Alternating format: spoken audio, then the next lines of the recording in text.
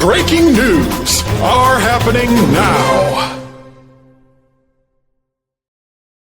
Hi, everybody, and welcome to the Reality Flash. My name is Mike Bloom, and I'm here to bring you the flashiest breaking news in the wide world of reality TV. But today, it's not so much about what's breaking as much as it's about what's broke, I suppose, for using that past tense of the verb, because it is New Year's Eve. And while we're waiting for the ball to drop, I will not drop the ball when it comes back to looking upon the past 365 days of reality TV, which were eventful, to say the least. The very first podcast I did of the Reality Flash, when we started this whole grand experiment off, was 1 year ago to the day.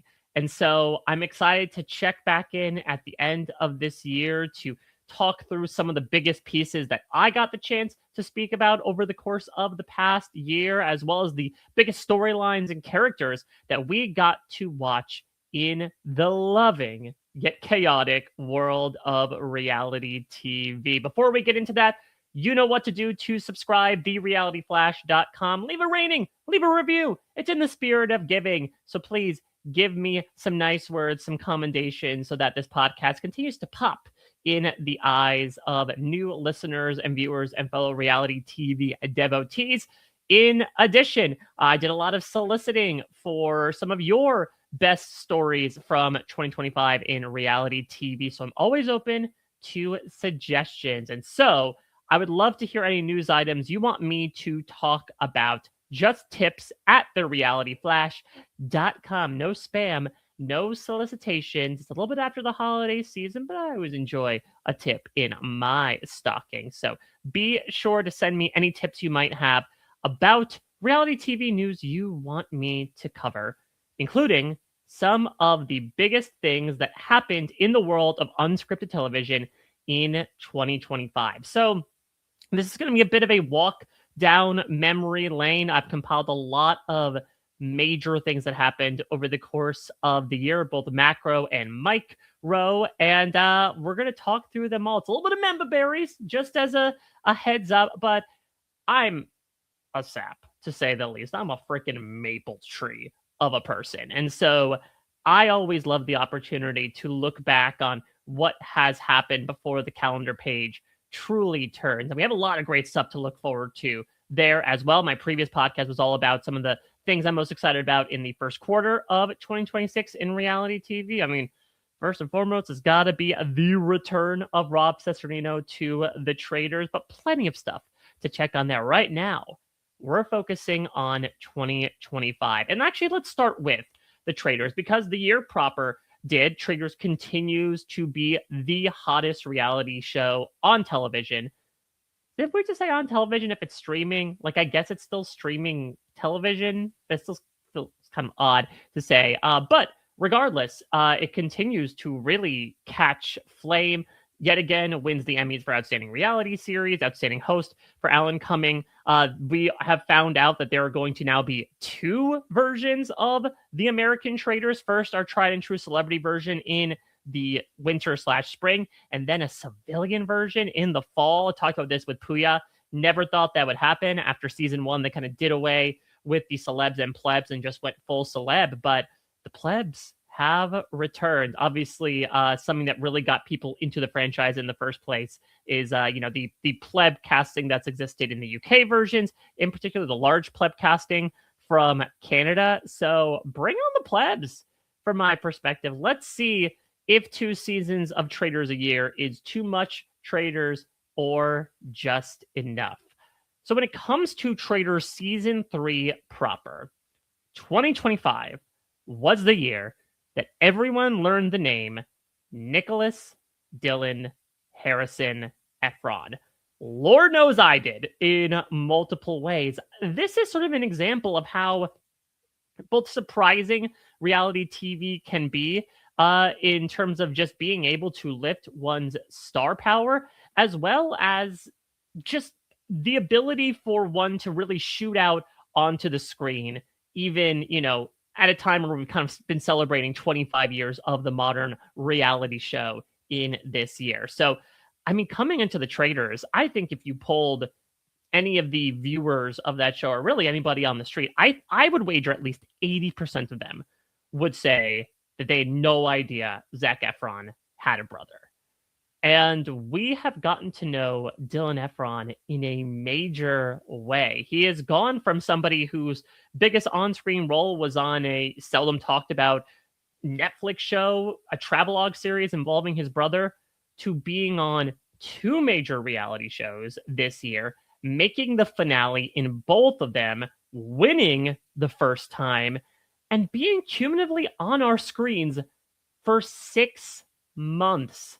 For half of the year, we have been watching Dylan Efron. It's been incredible to see sort of his own rise to fame, to watch him then parlay into being the star of his own reality show proper with this new thing he's got going on with Boston Rob as well, to watch this lifelong Survivor fan get to become so close to a true legend of the show who he grew up watching, whose seasons he was watching on the plane over to Scotland to play alongside him, really does show the star-making turns that can come out of a show like The Traitors. I know there's been a lot of talk about, like, can reality TV still make people into out-and-out celebrities? Like, well, no offense to Dylan's star level prior to this, I think this is proof positive that that can still happen. And not to mention what Traitors has largely existed at in the past couple of years, which is, while Dylan really got the first push into the spotlight, the Traitors can also serve as a way to thrust people back into the limelight once more. 2025 was the year that Danielle Reyes once again became one of the most polarizing reality TV contestants. Real ones remember all the way back in 2002 when Danielle plays arguably one of the best non-winning games in Big Brother history, gets lambasted by the jury for the way she spoke about them in confessionals, and there's still a lot of debate to this day as to whether or not her or Lisa, quote unquote, deserved the win. Danielle was picked as a traitor, has a historic run on there, makes it from the premiere all the way to the finale. Very tough to do, considering that this group of traitors just love to set up rakes around the turret that they'd step on time after time to take each other out. But certainly, you know, Danielle's acting chops, as maybe Angela Murray would say, are great for a low-budget movie. It worked in the moment, but I think she became one of the larger talking points of, I would say, reality TV in general, but certainly The Traitors, which is wild to say. For somebody that, like, up until a time laser rolled into the Big Brother house, I honestly never thought I would see on my screen again in general. Speaking of unsuspecting things, 2025 was the year Tom Sandoval somehow had a redemption arc. When this man was talked about as being part of the cast of season 3, it prompted an understandable, contentious response. Lots of talk about why would the Traitors want to bring on this controversial casting choice.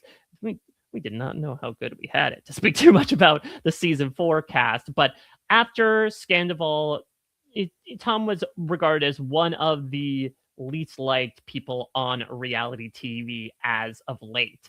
And it sort of was like, I don't know, like the old evil wizard was transformed into the court jester. Tom was largely not taken seriously on the Traitors, both in and out of the castle. And somehow that was great for his image. You have people like Carolyn coming out and saying that, you know, she actually loves Tom Sandoval. Not to say he had this like huge moment where he says, I'm repenting for all of my sins. I mean, listen, still Tom Sandoval at the end of the day. He definitely stepped in it at one point when he said that women are better at being cheaters. I mean, traitors. But it's been really interesting to see how much people have come around on Sandoval. His band ended up auditioning for America's Got Talent. Not to say that he has like completely rehabilitated his image. You know, it's going to be a really big ship to turn around, but this was certainly a step in the right direction. But let's talk about some people who, in the vein of a Phaedra, of a Parvati Shallow, were able to revitalize their careers over the course of Traitors. Gabby Windey.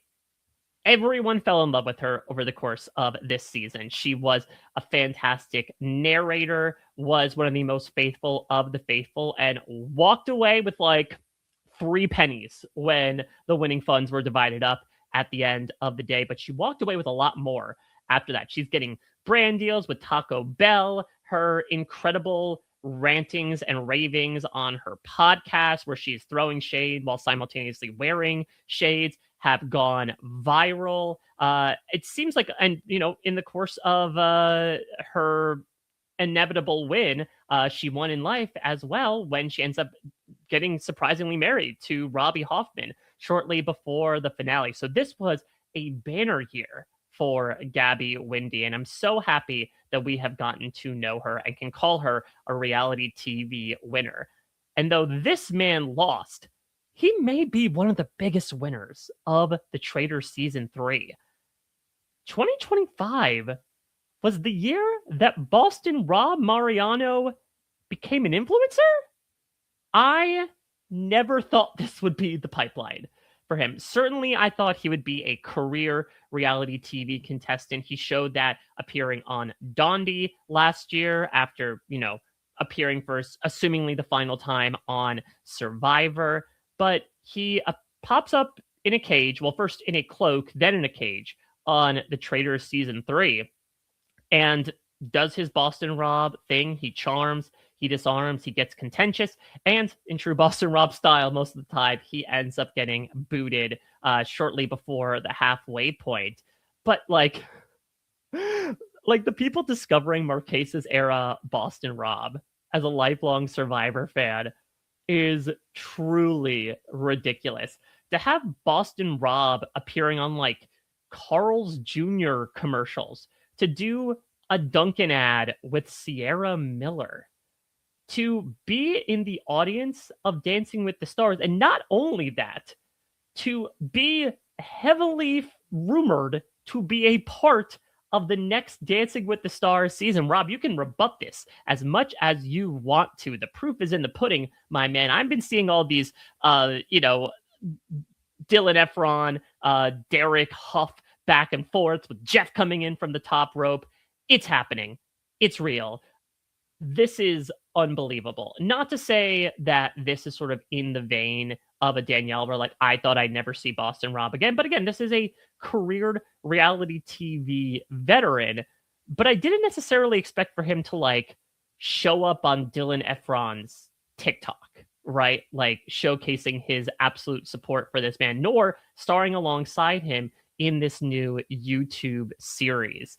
It's been really incredible to see Boston Rob's sort of career renaissance, for lack of a better term. I do not think he's done being on our screens anytime soon, but like his content has been filled with more hashtag ads than I ever could have thought the moment we spied this man all the way back in the Marquesas, quoting The Godfather. Now, I've long said, lovingly so, that The Traitors is the Super Smash Brothers of reality TV. But that's not to say that it is the only all-star reality series out there. Much like, we have Super Smash Brothers, which is the pinnacle, the creme de la creme, but you've got your PlayStation All-Stars Battle Royale, you have your Warner Brothers Multiverses, you have your Nickelodeon All-Star Battle Brawl, I think is what it's called. And not to say these are pale imitators necessarily, but it has provided plenty of opportunities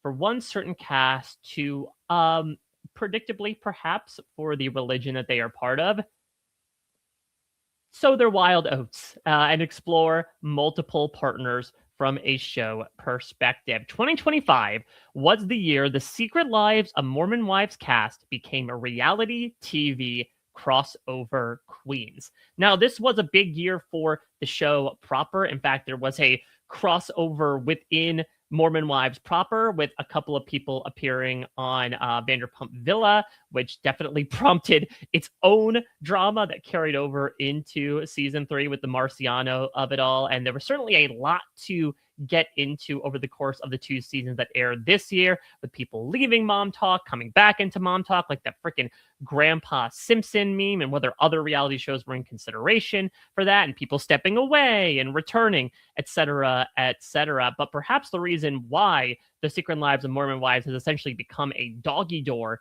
of a cast is because so many of them are getting opportunities elsewhere. Of course, in the fall, Dancing with the Stars featured not only its first Mormon Wives contestant, but its second as well, in Jen Affleck and Whitney Levitt. Really revealed it in kind of a menacing way at the reunion, where they're like, Whitney, I know this is your dream. Jen, you're going on Dancing with the Stars. Leaving Jen really in the lurch for like that 30 seconds before she is told she'll also be on the show, which was her dream, and she made an absolute killing in it. Gets clipped right before the finale. But as much as people might have a little bit of grousing about perhaps the ulterior motive as to why she returned to Mormon Wives, it started her on a pipeline that has got her on frickin' Broadway.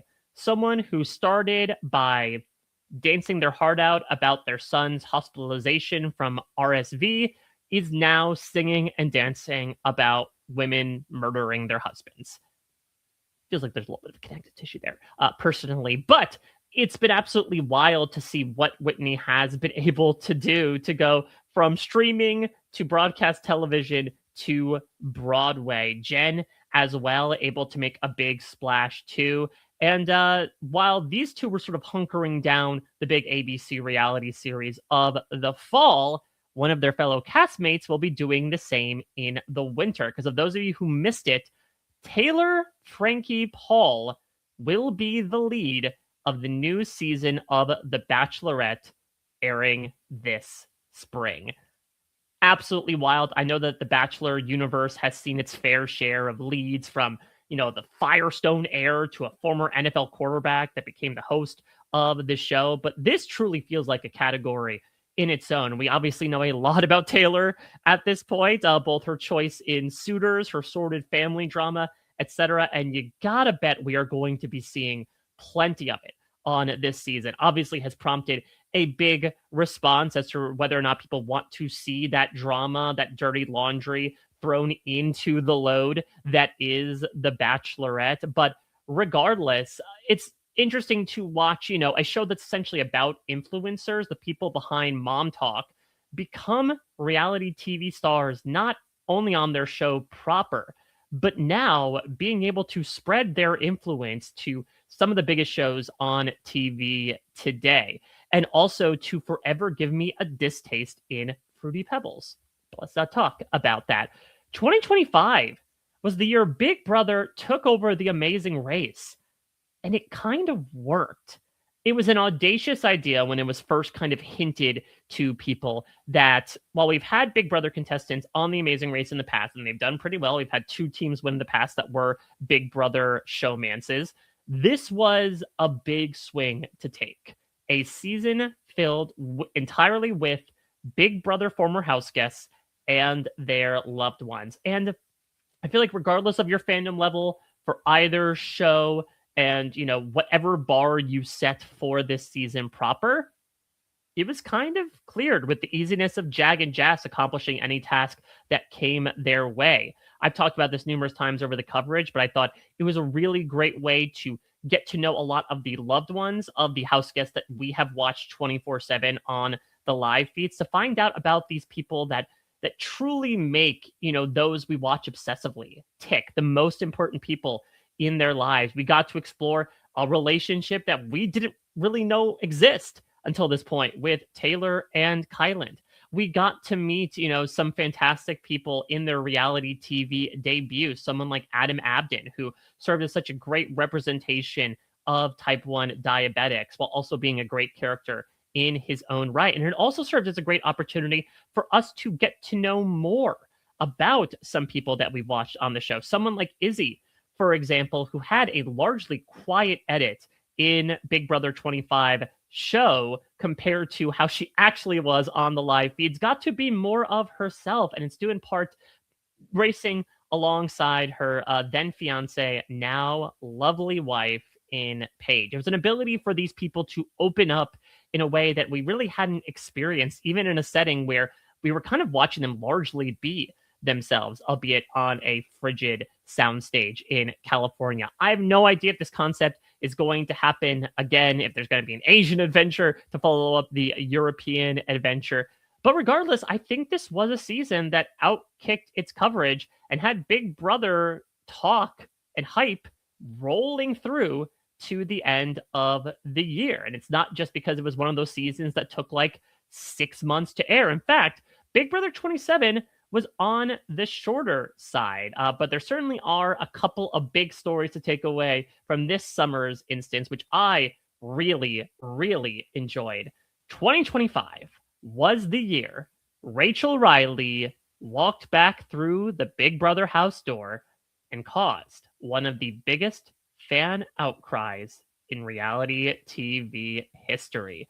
When she stood at that landing and said, "Reality royalty has arrived," I sincerely had to check to make sure if it was AI.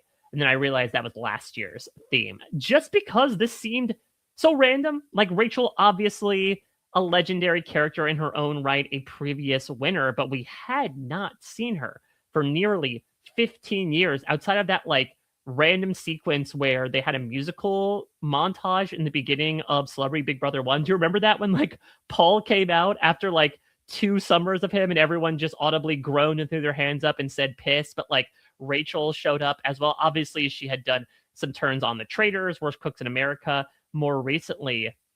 But we got to see Rachel in a brand new environment. Yes, she had been a veteran playing with the rookies before, but this was her first time as the sole veteran. And much like we saw with Paul, Jesse Goddard's, she commanded a lot of the attention. Deservedly so. A lot of the house and the gameplay ran through her. She made these big moves. She had this contentious frenemy dynamic with Keanu. That was literally the name of their alliance. She, by the time the jury had started, had never received an eviction vote, nor had even been nominated, despite the fact that she literally came in dressed like Carmen Sandiego at the gala, being like, "Hello, everybody. I'm a literal walking red flag.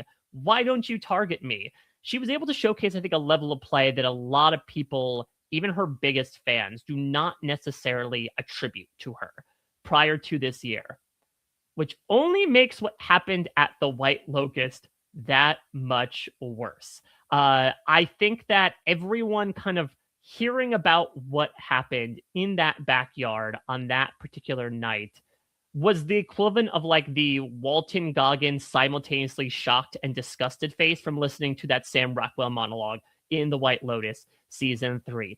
It tasted the equivalent of drinking that poisonous, noxious, disgusting fruit that Jason Isaacs ground up at the bottom of the blender that nearly killed his son.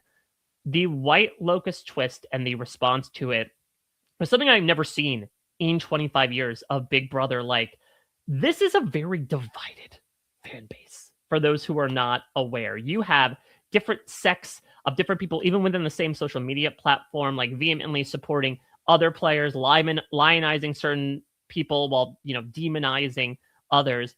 This is the first time ever I can really recall where, like, it wasn't that Rachel necessarily was, Hulk snapping his fingers and causing everyone to come back to life. But this was sort of an on your left Avengers Endgame moment. There were so many alumni who came out of the woodwork to talk about how much they disliked this twist.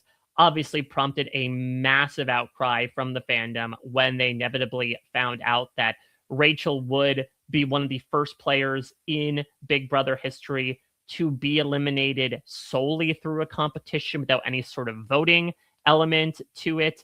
And it really just hit the season hard. A season that had been running incredibly well to this point, but it served as like this like moment of reckoning, right? This moment of retribution that people felt this is an emblematic example of everything that Big Brother production thinks it is when it actually isn't, and it leads to the worst of all possible outcomes. To go back to an Avengers analogy, I think this was the one that Doctor Strange was warning Alison Grodner and Rich Meehan about it. Like, be careful, you may get rid of your main character and sole returning player by this happening. And they did. The unfortunate and dastardly news is that it is not completely off the table.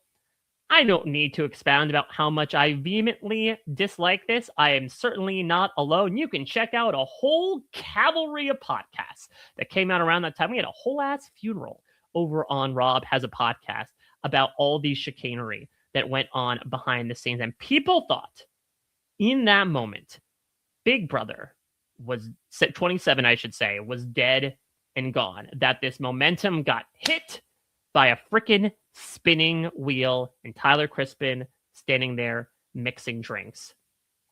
But 2025 was the year that the Big Brother audience became obsessed with the cheap mans. They were low-key cooking towards the end of Big Brother 27, and the best way to prepare the ingredients to start cooking is to mince them. I would say that really the Morgan and Vince drama was the sole reason that Big Brother 27 stayed afloat through its final couple of weeks. So many people were ready to tune it out, to move on to the next thing, to rage quit this season forever. But despite the fact that, you know, there had been like some scenes and sequences of Morgan and Vince prior to the jury kicking off, it was largely a storyline that had gone swept under the rug. I think there was one segment right before the jury started, but the kindlings ignited and turned into a passionate yet confounding flame where these two like went through the entire phase of like a broken marriage where we see, you know, some like awkward, you know, physical and emotional coddling of one another, to when the two would trade off the HOH room and would get into frequent arguments with one another, to Morgan's week-long crusade to get Vince to nominate his number one ally on the block, to the point where she would just keep him up until all hours of the morning, explaining the same point over and over and over again to make Vince feel like he's living in some sort of simulation and the record won't stop skipping on the Morgan programming. I mean, the wild thing is, again, going back, because the two of them kept trading these HOHs back and forth, and they decided to keep occupying the same space, Pillow Fort be damned, they low-key were coming across like this was their bedroom, right? Like we had Paranormal Activity style almost set up a voyeuristic perspective in the corner of this bedroom, and every day this couple would come in and they would start bickering with one another and trying to get on the same page and drift apart, and she would get angry and he would get sad, and she would get angry because he was sad, and he would get sad because she was angry, because he was sad because she was angry. The cycle would just continue on and continue on, with people both inside and outside the house increasingly asking, what's going on there? The question is still relatively unanswered. 2025 was the year where a Big Brother house guest got followed allegedly by the paparazzi, or maybe it was a self-inflicted papping, a drive-by papping, if you will. But it was something that caught a lot of people's attention and harkens back to almost an element of reality TV that we don't talk about a lot. I think in a day and age where so many of these shows, storylines, confessionals, sound bites can be so manufactured and prepared, like this is a legitimate slice of reality. Not to say there was anything specific going on between Morgan and Vince, but like to see this kind of torrid friendship of the two of them both relying on each other, yet almost like repelling one another, was incredibly invigorating to me. I know it was to other people, as we just sat up mindlessly every night wondering what was going to happen. Were they going to talk themselves into circles for the umpteenth time, or were they going to accelerate in more ways than one? And maybe they took a different road than people may have thought, but it was an absolutely wild ride, and it culminated with the two of them making the finale at the end of the day. So, regardless of how you feel about all things Mince in the tail end of Big Brother 27, if I have to choose between an emotionally fraught, complicated, yet pseudo toxic dynamic or a pretty boring end game where someone steamrolls their way to the end with no consequences and no drama whatsoever, I'll always take option one. I'll be back in a flash with more of the biggest reality TV stories in 2025 right after this. Speaking of emotionally complicated, perhaps romantic dynamics between people who just met each other days ago, 2025 was the year that Love Island made fan fiction a reality. So, of course, Love Island booms to its biggest success in the US ever in season 6 last year. And I would say that success rolls through in season 7. Now, look, does it necessarily have like the quote unquote rootable characters the way season 6 did? Not entirely. I would not necessarily say that so many people left season 6 with a net positive rating, and certainly for some of them it's climbed even deeper and deeper in those favorability polls as the days since the villa have passed. Of course, we've had Huda be one of the most infamous crash out laden contestants I've seen on reality TV in quite some time. It led to some of the most bombastic electric moments that we have seen on Love Island in particular. We got the meme of the summer, or should I say the mom meme of the summer, with her and the who's on first conversation with Nick about her being a mamacita. But I want to focus on Nick, because this was truly wild from my perspective. In the first half of Love Island US Season 7, I saw some scuttlebutt here and there of like, wow, Nick and Alandria, actually, I kind of ship it. Like, they're really cute together. They have these moments where, they have to make out compulsory with each other in some of these games. Like, I see a little bit of there, but it was forbidden at the time. Alandria was happy with Taylor. Nick was happy with Sierra. Then Taylor turned out to be an asshole. Then Sierra turned out to be a little racist a while ago. And even before that, the two were sort of tossed asunder in the Casa Amor chaos, where everyone had to partner up with somebody new. They were the ones that were left out and were sort of like banished to their own version of the edge of extinction. And it felt like kismet. At that point, Nick Alandria had just sort of been this little murmur in the back of the fandom's heads. But it grew to a loud din. Oh my God, it's actually happening. These two are sharing a dinner together. There's a little bit of romance going on. They're by themselves, any port in a storm, I suppose. But once they returned to shore, at least Nick sort of went off his separate way. He went back with Sierra. Again, a little more complicated with Alandria. But then Sierra got removed from Love Island. And it almost felt like Act 3 of a rom-com, where they didn't necessarily have like a falling out with each other, but circumstances got in the way. The Love Island producers, Deus Ex Machina, plucked down their collective hand and said, the two of you shall play this end game together. And the result is one of the more stable relationships to finish off the season. I was truly in disbelief about this. Listen, I'm terminally online. I see, especially from a scripted variety, characters get shipped together that have no reason to be shipped together. It's an entire conceit in the clip show episode of Community. But this actually happened. Nick Alandria became a thing, and the fans became obsessed. Not obsessed enough to give them the win. Surprisingly, I think the glow and sweet taste of Amaya Papaya overwhelms the salty savoriness of Nick Alandria. But still, it's the least suspecting couple I would expect to come out of the back half of the season. And it's a proof that Sometimes truth is stranger than fan fiction. Let's stay in the islands of Fiji as we talk about Survivor.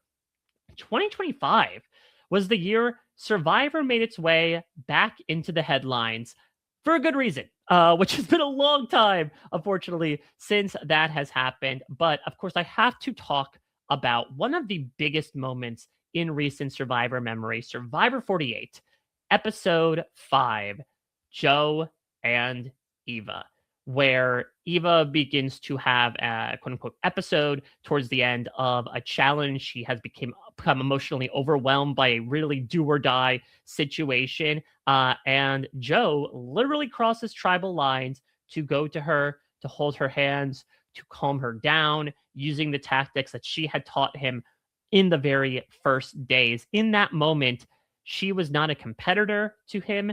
She was a friend. And this was his opportunity to save somebody. Very appropriate for the fire captain. At this point, Joe had been the only one to know about Eva's autism. She was the first, I would say, like officially diagnosed autistic player in Survivor history at the time that she was playing. And so she used this as an opportunity to reveal this news to everybody. It was a moment that left Jeff Probst and so many of us in tears. And, this is probably one of the only moments that Jeff has cried outside of what Brenda and her dad and watching Rick Devens lose in Final Four fire making. It was a big deal. It was a moment that truly spoke outside of the game. Again, at this time, Joe did not necessarily see, someone on the opposing tribe or someone in the way of $1 million. He saw someone who needed him. And Eva, after she is able to get through this episode, she looks around and she doesn't necessarily see the judging eyes of all of these people that are looking for anything and everything to grab onto to boot you. Instead, she is seeing a group of people that were incredibly worried and supportive of her in her time of need, however that might mean. And that this was the time to reveal an incredibly personal part of her life, to let them get to know her, the person, better.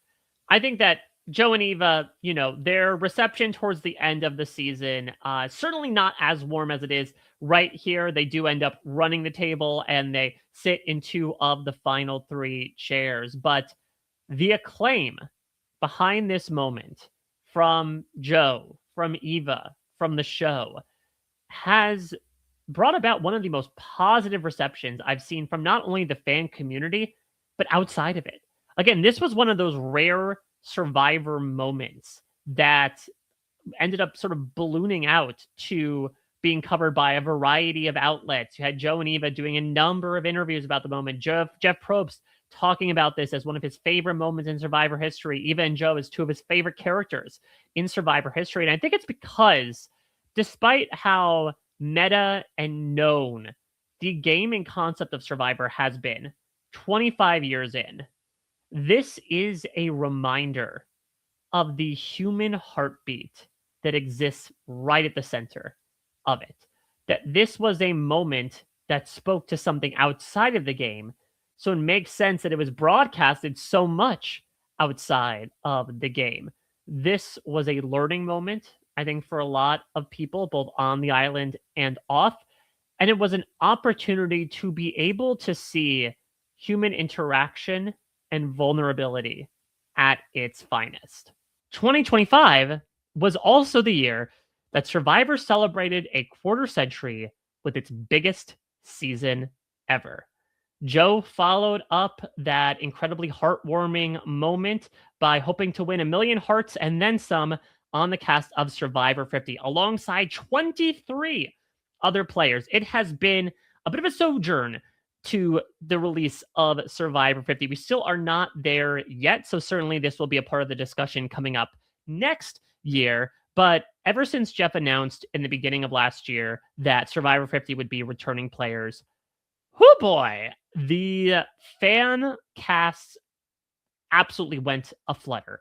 It being a perennial exercise for the past 5 years now became an exercise in legitimacy of, okay, now that we know 50 is a returning player season, here's who should be on. Certain people didn't help necessarily when they made a 50 podcast series about it last summer, but we finally got the Survivor 50 cast, and it was surprising in a number of ways. Not to speak too much about the casting choices, but more so about the fact that there are 24 players. We're going full Australian Survivor here. It's still a bit unknown how the hell they are going to cram that within 26 days. You have to be like an expert level packer to be able to fit all of that in the card without needing to throw something away.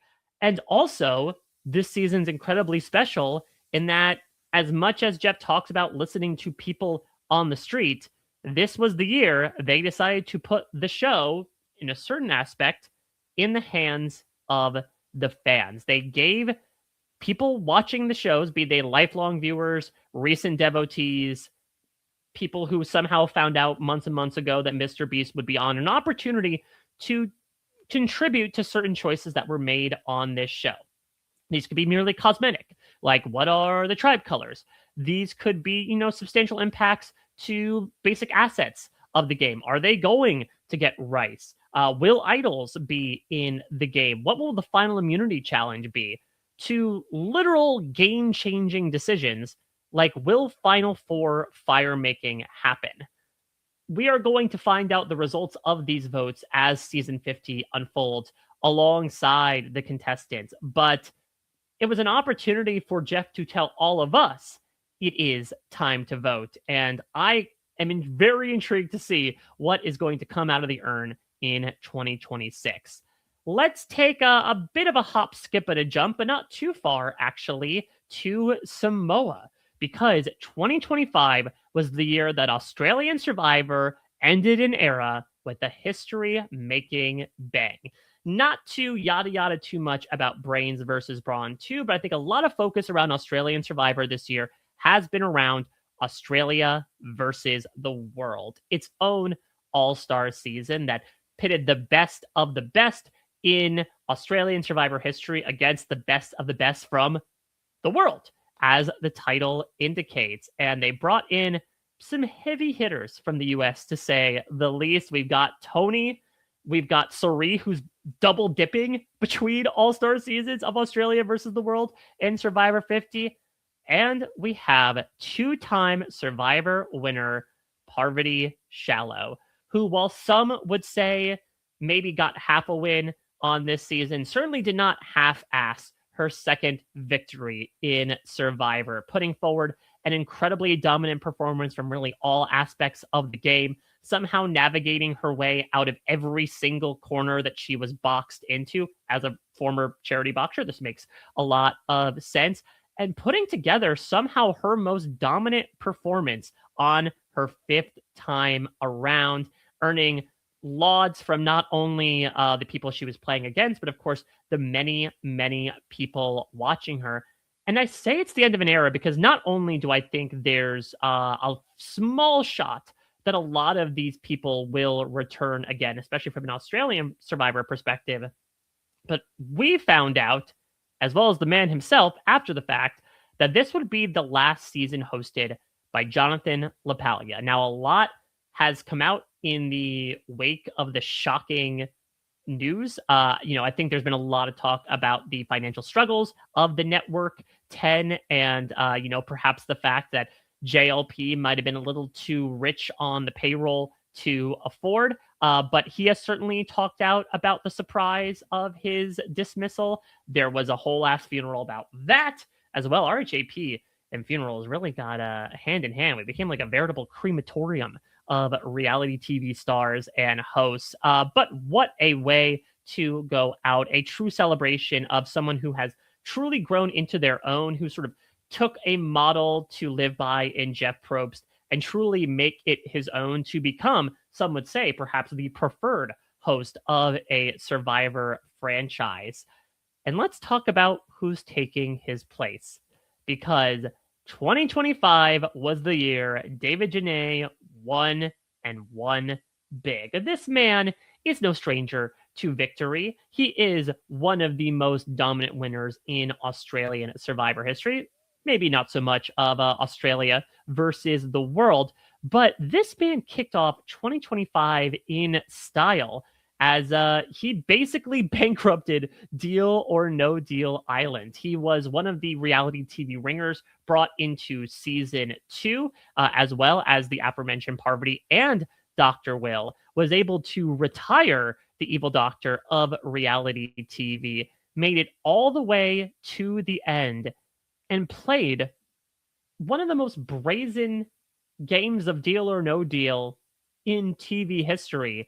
And I would say some of the most brazen decisions I've ever seen in the course of reality TV. Every single offer that was made to this man, worth millions of dollars, he turned it down. Decline, not, because there was one prize that he had his eyes on, the grand one, and he won many a grand. David walked away at the end with over $5 million. Think about how bananas that is.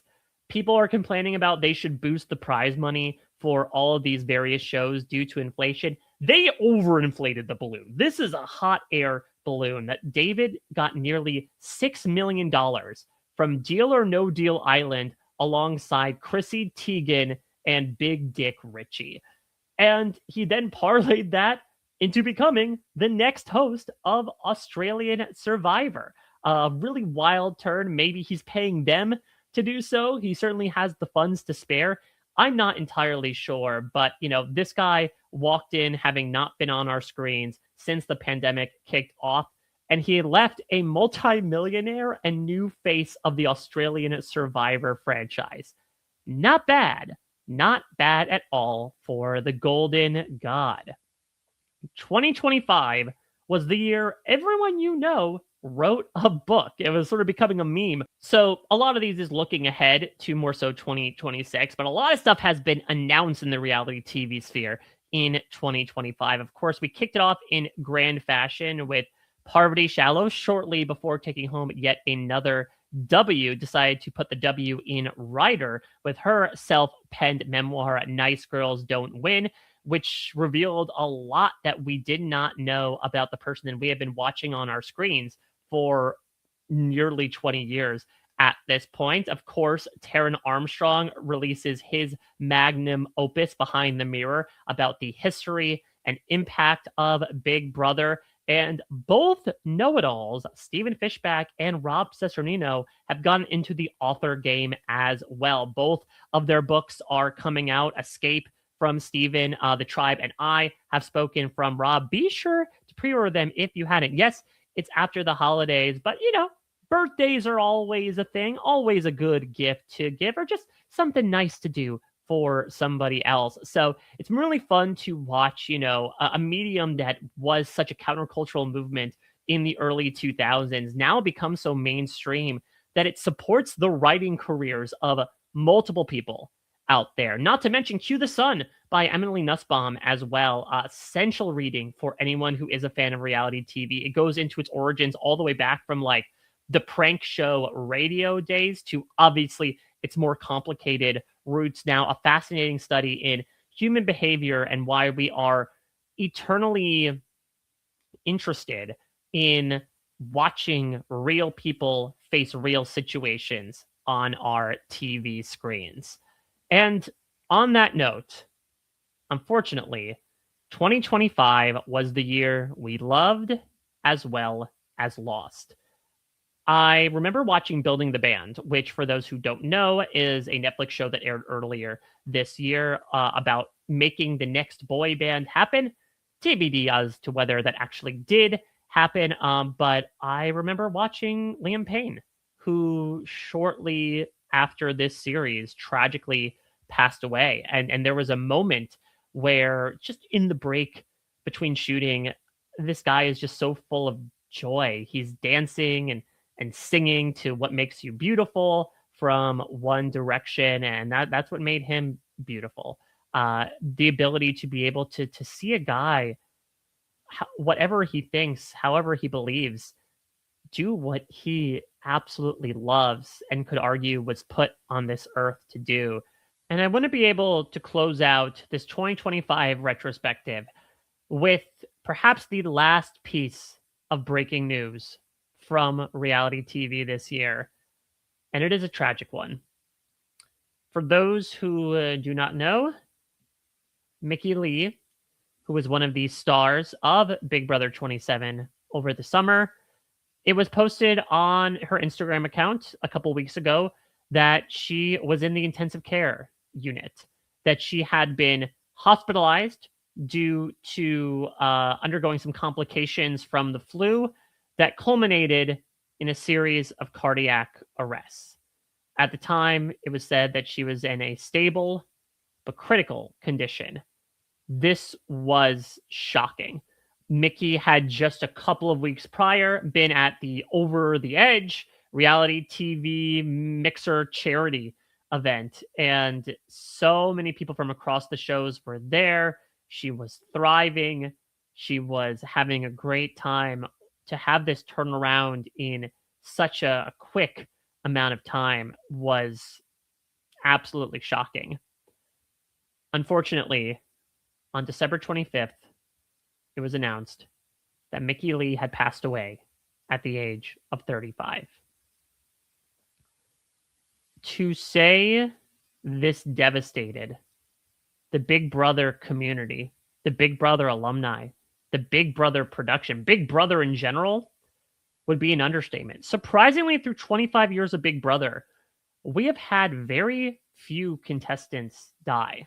There was Cassandra from season 1, and there was Kent from season 2.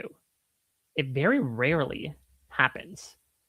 And it prompted, first off, the wake of just an absolutely, again, out of nowhere series of events. But the grieving process has been so heartening, yet heartbreaking.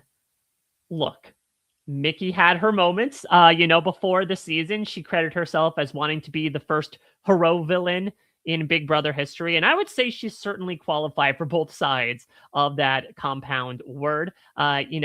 Towards the end of the game, she was the Mictator. She was our Delulu queen who was blindsided by her eviction, despite the fact that people were literally cheering in ecstasy as she walked out the door.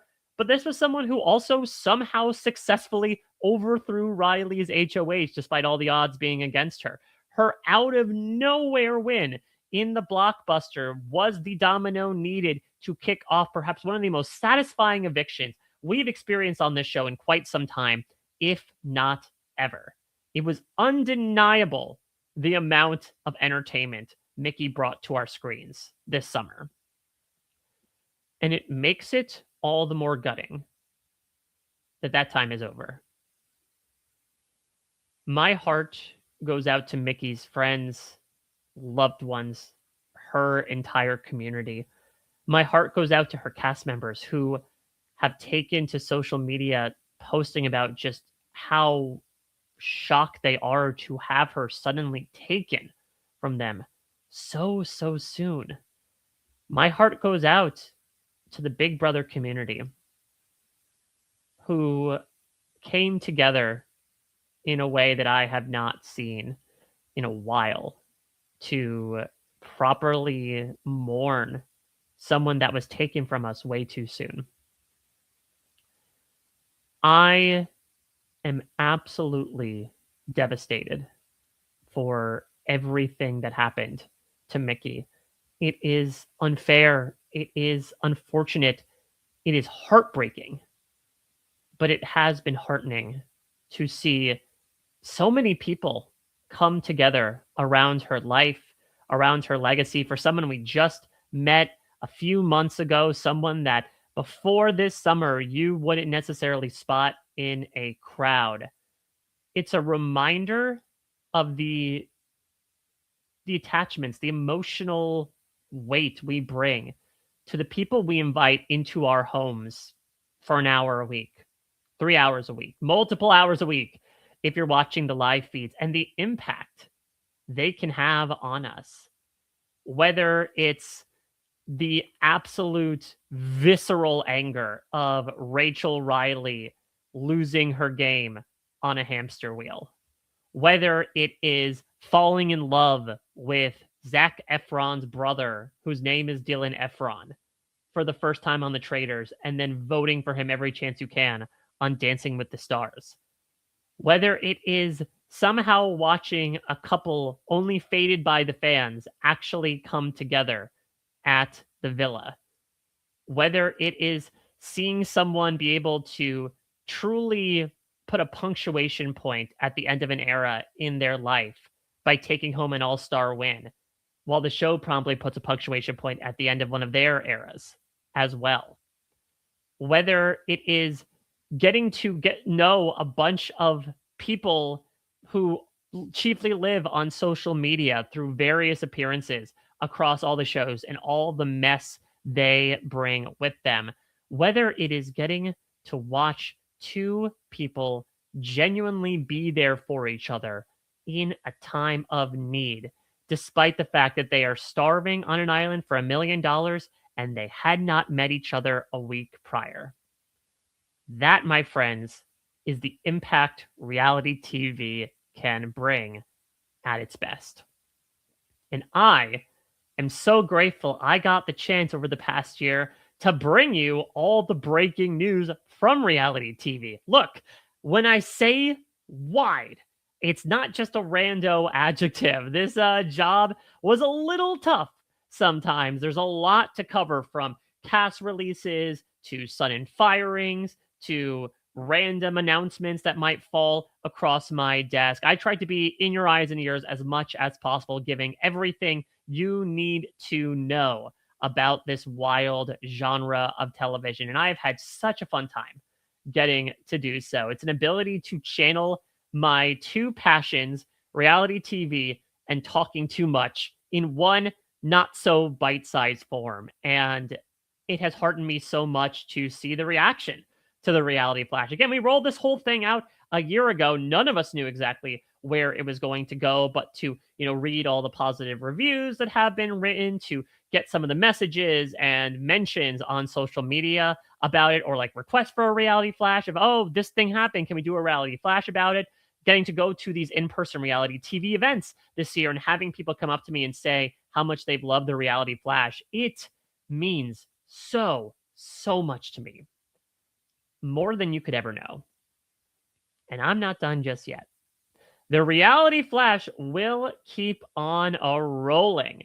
We've got another season of reality TV to cover. As I was talking about, basically right when the calendar turns over, we got Drag Race going on January 2nd. So plenty of stuff to come in the year 2026. Make sure you are on top of all of it. Subscribe to our reality TV flash feed at therealityflash.com. And if you have anything that you want to send me in terms of breaking news or any other things you want me to chew over, no spam, no solicitations, just tips at therealityflash.com.